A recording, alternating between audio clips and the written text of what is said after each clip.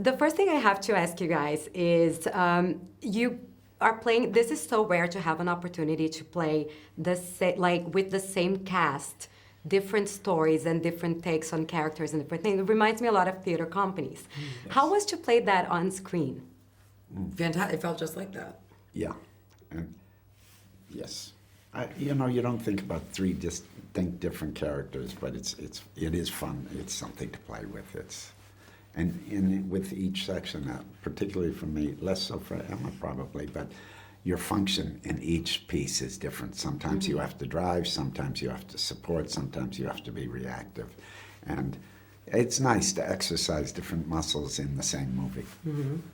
And Emma, I think especially your your different characters. I mean, yours as well are very different, but as far as I see, like your character comes in a little bit later in each story, and she has to go through different things that the set happens.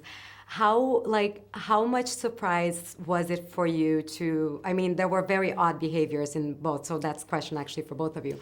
What was the thing that made you more intimidated to play, or made you more excited to play? I was excited for all of it. I think the intimidation always comes in for me, at least at this point, in the first couple of weeks of shooting. I always have a kind of like first day of school jitters, and then I feel like I can't find my footing for the first week or two. So strangely, the kind of the most, I would say, relatively simple character I played, which was in the first story, that was the hardest for me, because I was like, oh, we just started, and what am I doing? And but I always feel that way.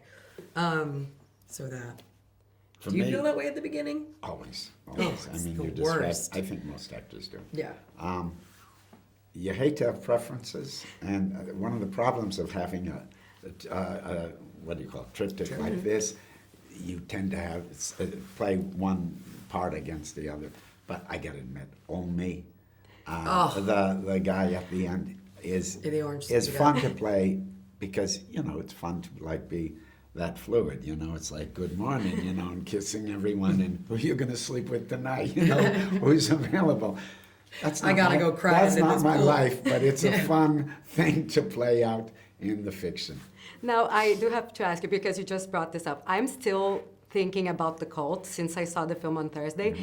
Did any of these stories kind of stayed with you? Like, you're still wondering exactly what happens after? Did any one of the three kind of like stood out for you? That one definitely, because in the end, when we had originally shot. Well, I don't want to give away the ending. Don't No, give you spoilers. don't. No. Never mind. But yes, that third story, I wonder what happened with my character. I want to know what happened to her. She'll be back. She'll be back. So will that be a second Willem wrote a kind of sequel. And like, you guys just came out of like a huge success that was Poor Things, and playing very different relationship as well. And it's very rare that actors have that opportunity to go back with the same director, even in a whole different now format story. How was that for you guys as well? Because it hasn't been that long that you shot Poor Things and you promoted Poor Things, and now here we are with that. How was to go back to that going back to, you know, at least you have one buddy, you know. It was wonderful. It's such a sense of comfort, and you know, and that repertory feeling, that feeling of being kind of a troupe, just I think makes everybody feel at home and like you can explore things and be present, and you don't have to have the niceties or getting to know you or what's your process like, and I want to be respectful of it. I don't respect Willem's process at all. I'm just like, Billy, what are you doing? What are you doing? What are you doing? And then we do the scene.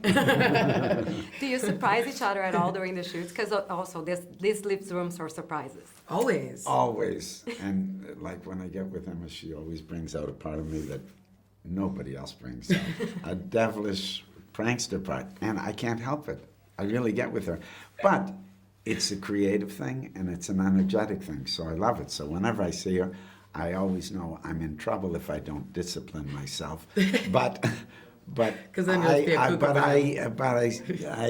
catch some kind of wave of energy and creativity that I'm always thankful for. So that I always like being around her. Amazing. I love being around him. Well, it was so lovely meeting you guys. Congratulations on the film, and thank you so much for this chat. Thanks. Thank you. Yeah.